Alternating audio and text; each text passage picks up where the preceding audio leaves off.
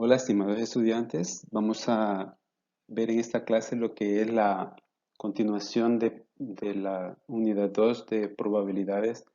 En la anterior clase vimos la parte conceptual, algunos términos muy relacionados con lo que es probabilidades, a los cuales les recomiendo que tengan muy en cuenta comprender eh, cómo es que deben de aplicarlos.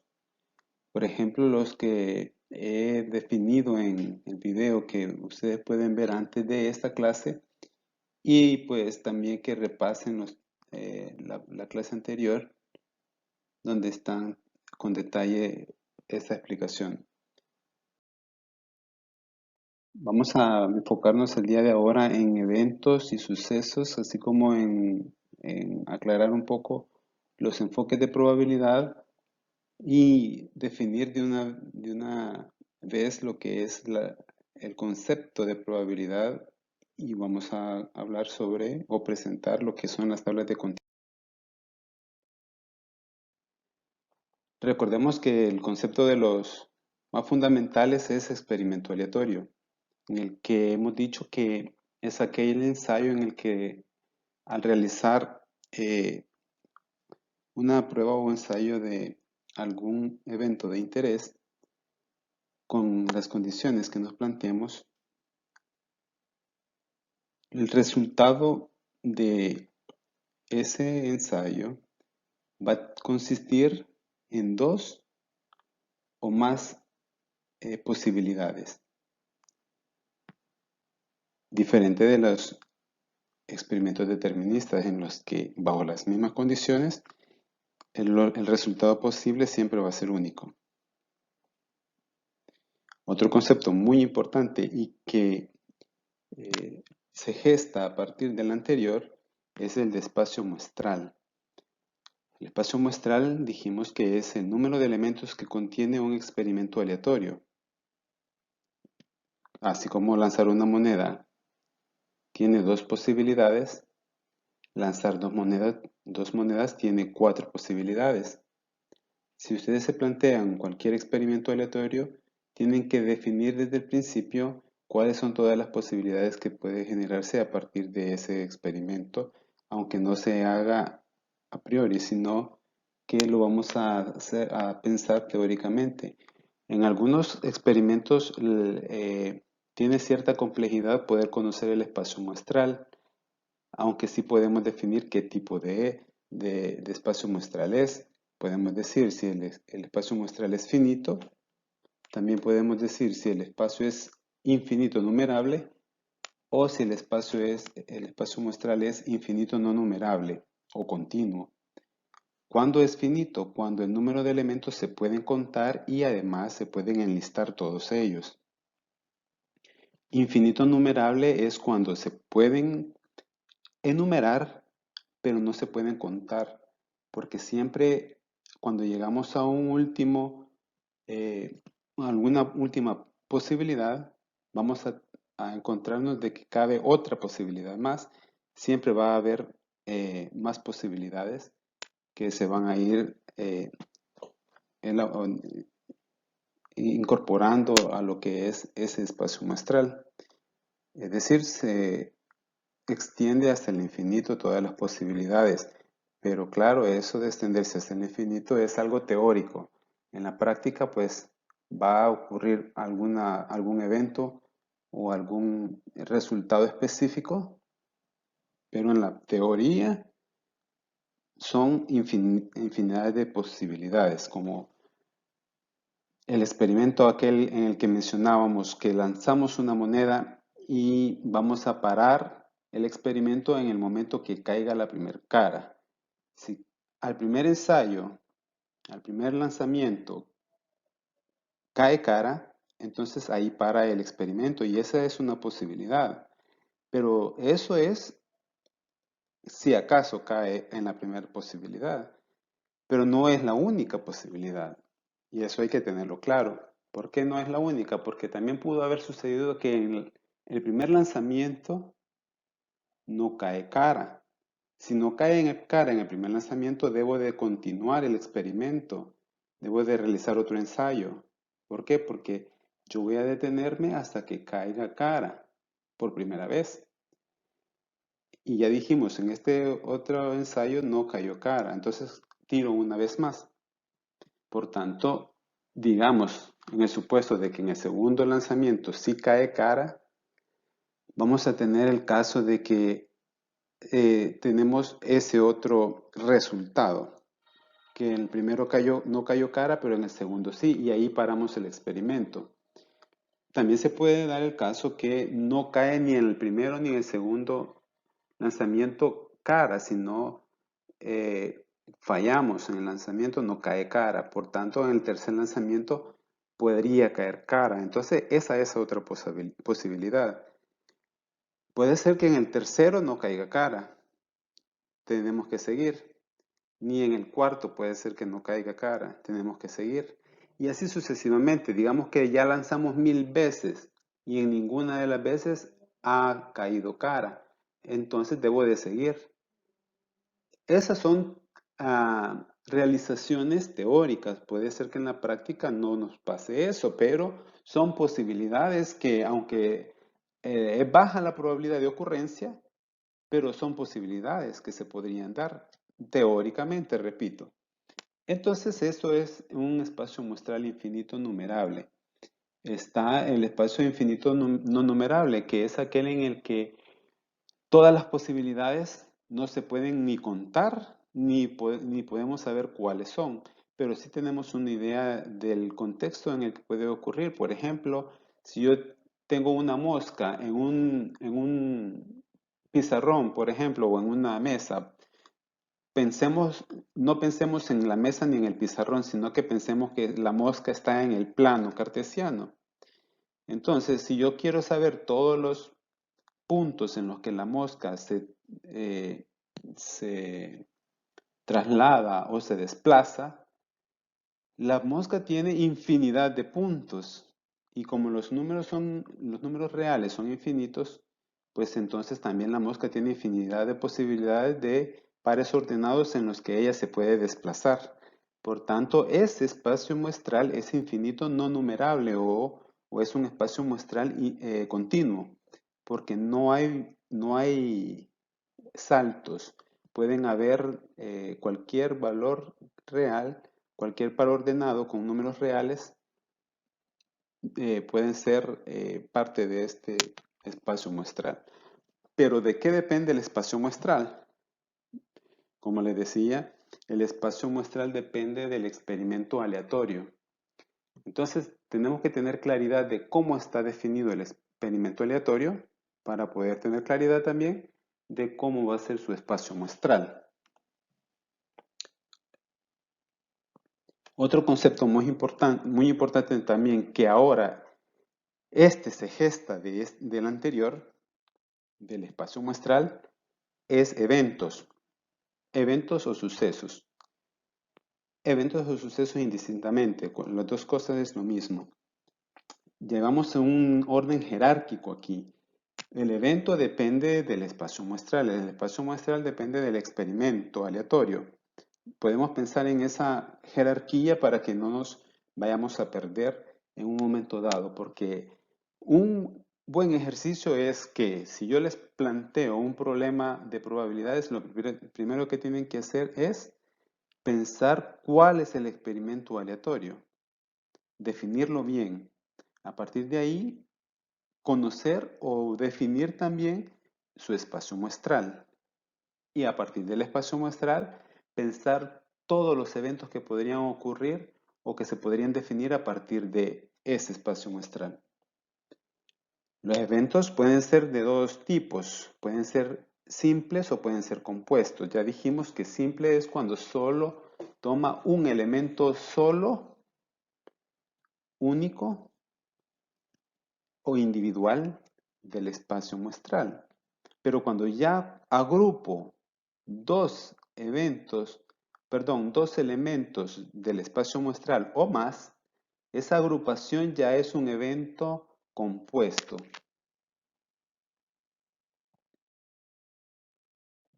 Para que no nos perdamos, les presento aquí una un árbol de jerarquía en cuanto a los contenidos que vamos a ver en esta unidad.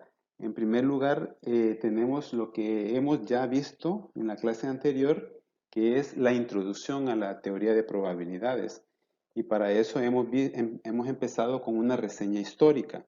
Luego de la reseña histórica empezamos a pensar cómo nosotros en nuestra vida cotidiana utilizamos el lenguaje de probabilidades y luego también definimos los conceptos que ya conocemos y nos enfocamos en los distintos tipos de cálculo de probabilidades, a lo que conocemos como enfoques de probabilidad. En esos enfoques de probabilidad tenemos lo que son la frecuencia relativa o el enfoque frecuentista, o también llamado enfoque empírico, porque viene de una experiencia previa, o sea que nosotros tuvimos que haber realizado previamente una experiencia, un número de ensayos para poder tener un dato. Tenemos el enfoque subjetivo, aunque yo comencé con lo subjetivo y aquí en este diagrama de árbol que está acá está en otro orden, eso es indiferente. Y el enfoque clásico. Son los tres enfoques que podemos encontrar acerca de las probabilidades. El enfoque subjetivo, ese depende de cada persona que emite un juicio de probabilidades sobre un suceso o hecho de su entorno o de su vida cotidiana o sobre alguna actividad que se quiera medir o del cual dependa una toma de decisiones.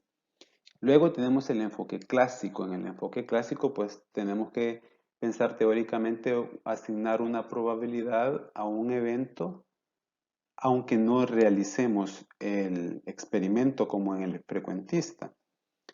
Pero en eso no me detengo porque ya lo hemos discutido en la clase anterior. Luego, ya a continuación, vamos a ir introduciendo algunos elementos que también son parte de esos contenidos, como es las relaciones entre los eventos. El día de ahora, más adelante, vamos a ver, o en esta clase vamos a ver lo que es la relación entre eventos, pero vamos a definir los eventos mediante un esquema de Venn o diagrama de Venn, que nos va a facilitar a ver cuáles son los eventos o subeventos, por decirlo así, que puedan interesarnos para calcular o medir su probabilidad. Es importante tener claro cuándo dos eventos son mutuamente excluyentes, cuándo son colectivamente exhaustivos, o tenemos eventos independientes, o también cuando dos eventos son complementarios. Y eso lo vamos a definir en un momento. Tenemos las reglas de la probabilidad. Aquí en esto vamos a hablar acerca de las reglas de multiplicación y de adición. Aquí es donde ya empezamos nosotros a calcular, a conocer las reglas de probabilidades más utilizadas y saber cómo se va a medir una probabilidad. Luego tenemos las tablas de contingencia y las tablas de probabilidad. Unas dependen de la otra o surge a partir de la otra. Luego tenemos lo que son las probabilidades condicionales y el teorema de Bayes. Esta parte también ya utilizamos axiomas o teoría de probabilidades con elementos matemáticos que nos van a permitir hacer el cálculo de probabilidades para la probabilidad condicional y el teorema de Bayes.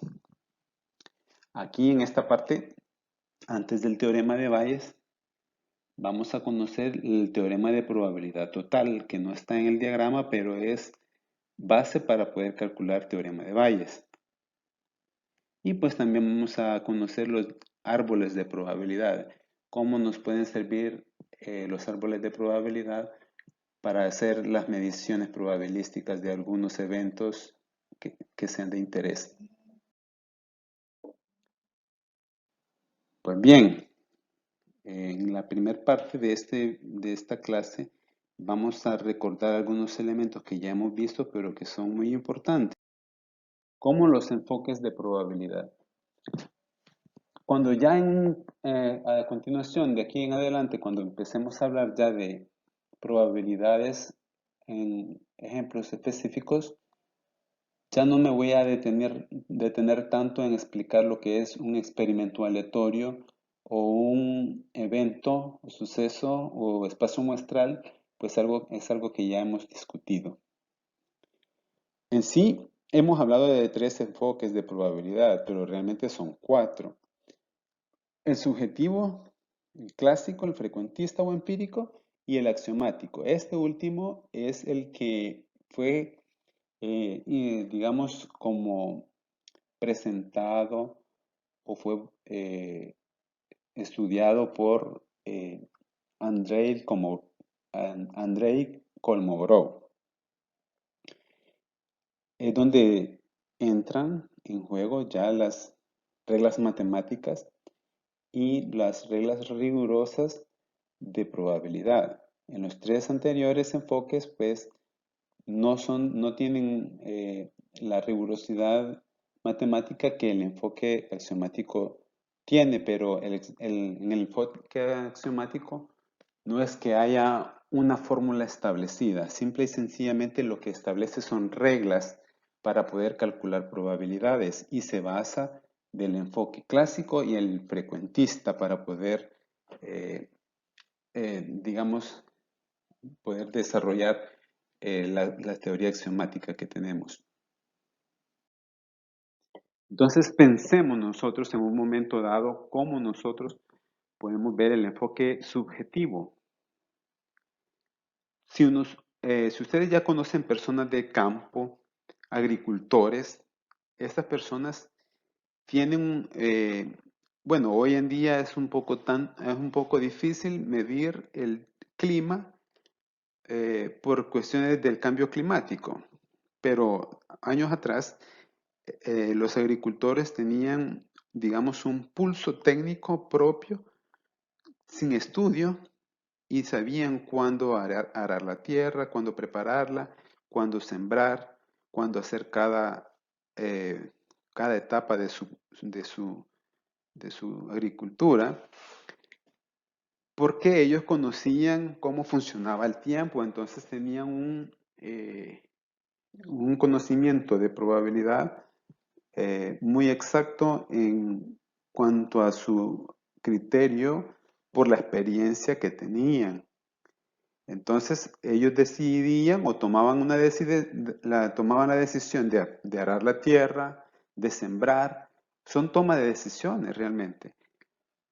Lo hacían en base a observar el tiempo y a la experiencia que ellos tenían. Sin saberlo, estaban ellos utilizando el enfoque subjetivo de la probabilidad. Lo mismo hacemos cada uno de nosotros cuando tomamos decisiones de nuestra vida. Comprar una casa, pagar un seguro de vida, casarnos o no, o permanecer solteros. Todas esas decisiones, aunque son, quizás a veces no son pensadas, implícitamente estamos utilizando enfoque subjetivo de la probabilidad para tomar esas decisiones o para tener esas decisiones y, y así funcionamos. No me detengo en esto porque esto es más que todo para que sepamos, aquí no hay fórmula matemática, aquí si alguien emite un juicio de probabilidad y toma una decisión respecto a algo, es algo correcto, cada quien puede tomar decisiones diferentes y todos están en lo correcto, no hay nada erróneo aquí en este enfoque de probabilidad, digamos que todos tenemos la razón, todos tomamos las decisiones según como nos convenga y según nuestra experiencia de vida también. Entonces el enfoque subjetivo tiene eso, pero no hay ninguna rigurosidad matemática para que funcione.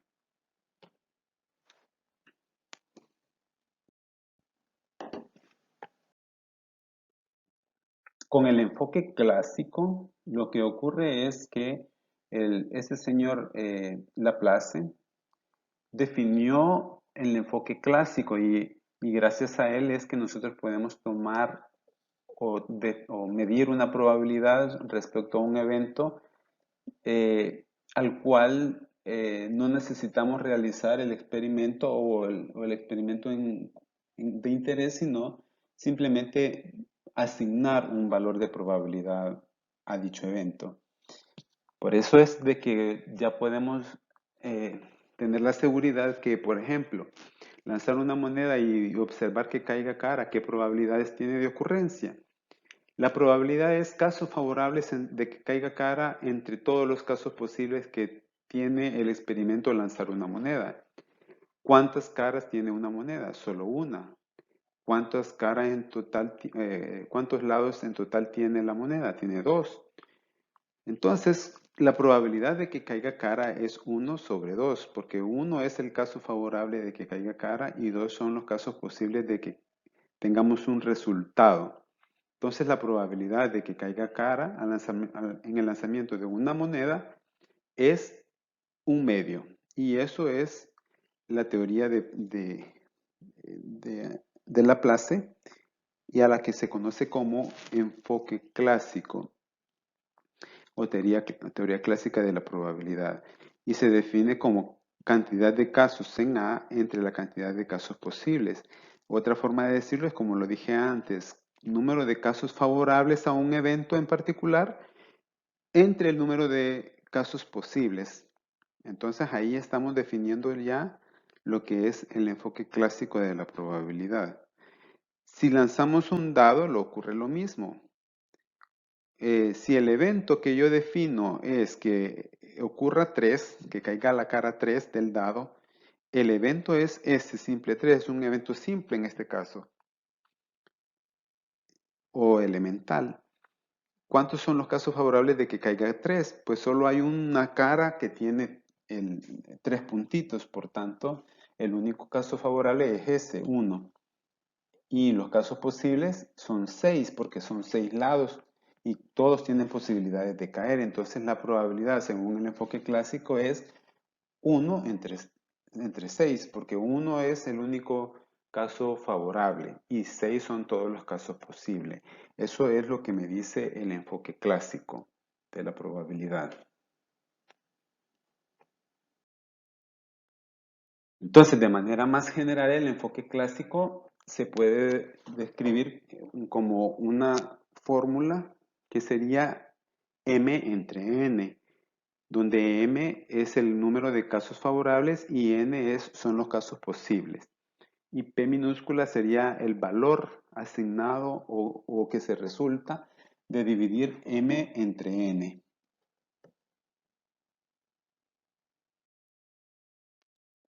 El enfoque frecuentista lo que nos dice es que debemos de realizar previamente un ensayo realizar una serie de ensayos que definimos desde el principio para establecer un valor de probabilidad a un evento.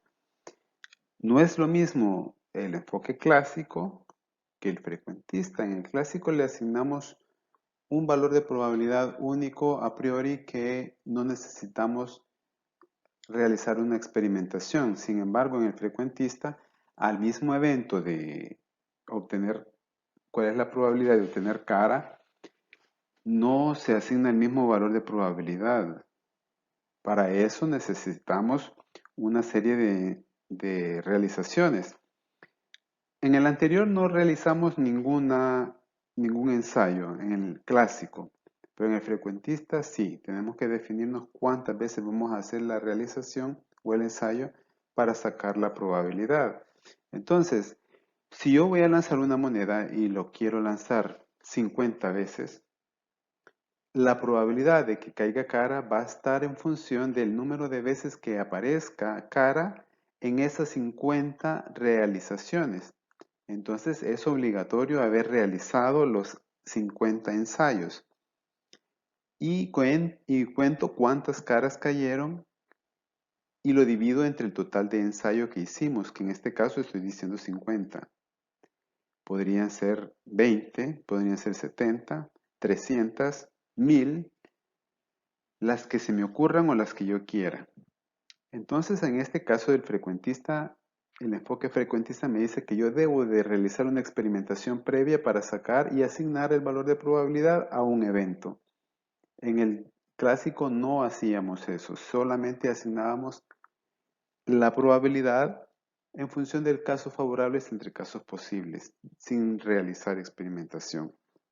Entonces la fórmula, aunque se parece, porque es un cociente, la parte del numerador va en función, o lo que significa es que tenemos que ver cuánto fue la frecuencia absoluta del número de veces que apareció el evento A. A puede ser un evento que a mí me interesa, por ejemplo, que caiga cara. O puede ser que el evento que a mí me interesa es que caiga cruz, si estamos hablando de moneda. Si estamos hablando de un dado, podríamos decir cuál es la probabilidad de que caiga par. Par sería el evento, que caiga par es el evento. ¿Y cuántos son los casos que tenemos para que caiga par? 2, 4 y 6 son los resultados posibles de que caigan par. En el enfoque clásico, la probabilidad de que caiga par el lanzamiento de un dado sería 3 entre 6, porque 3 son las posibilidades de que sea par. 2, 4 y 6 son 3 resultados favorables a que sea par, entre 6 casos posibles en total. En este no trabajamos de esta manera. En este enfoque frecuentista necesitamos realizar, por ejemplo, digamos que tenemos 25 ensayos. Queremos hacer 25 ensayos y asignar la probabilidad de que sea par. Entonces, de esos 25 ensayos yo tengo que verificar o contar cuántos de todos los 25 apareció un número par, ya sea 2, 4 o 6. Y se suman. Si cayó 2, cuenta. Si cayó 4, cuenta. Si cayó 6, cuenta. Entonces, la probabilidad de que caigas par será el número de veces que cae 2, que cae 4 o que cae 6, dividido entre el total de veces que lo hicimos. Ya dijimos que 25 fueron las veces que vamos a realizar el experimento. Esto es algo hipotético. Podrían ser 50, 75, 1000, el número que querramos.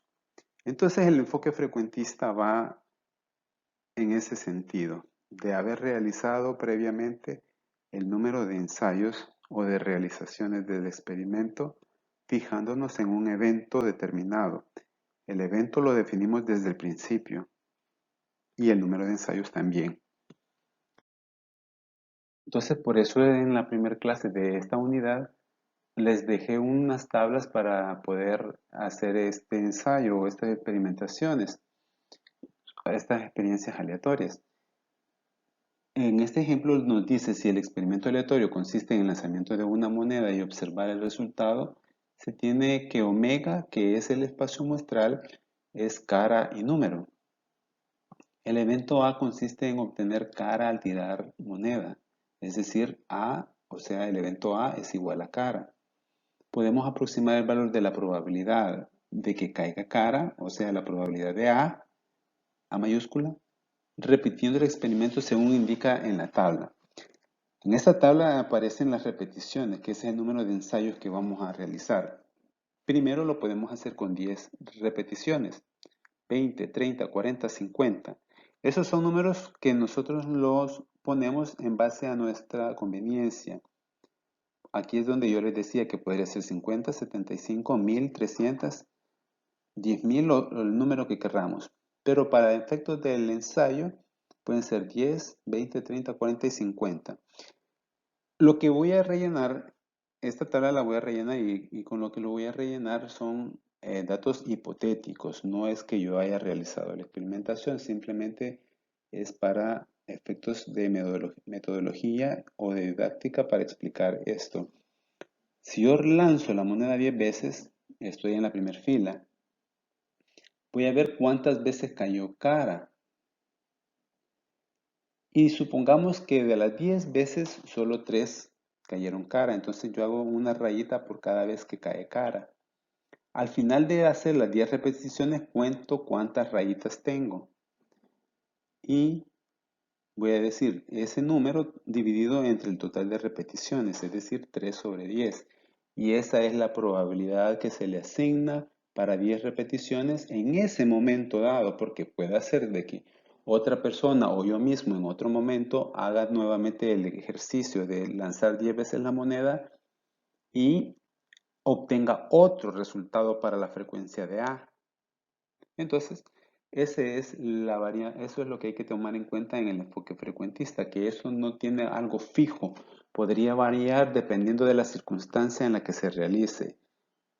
Y todo pues, por supuesto, por efecto de la aleatoriedad.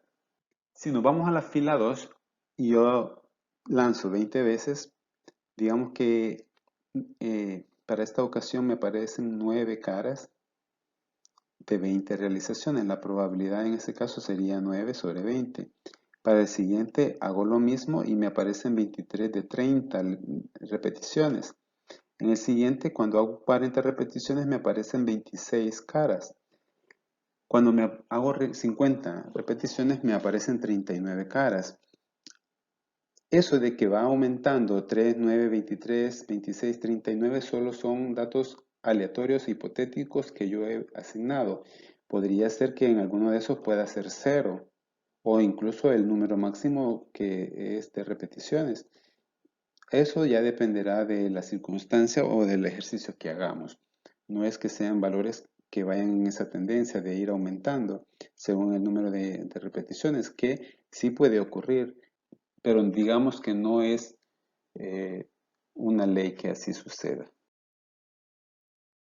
Está esta otra tabla que ahora tiene que ver con dados, donde A es 3. El evento A es que caiga 3. Ustedes se pueden fijar otro evento, es decir, un evento podría ser que sea par o impar, o podría ser un evento que diga que sea mayor que 4. Y así ustedes se pueden plantear cualquier otro tipo de eventos para hacer un experimento, una experiencia aleatoria llenando una tablita y sacando las frecuencias relativas. Queda para que ustedes lo trabajen esa parte.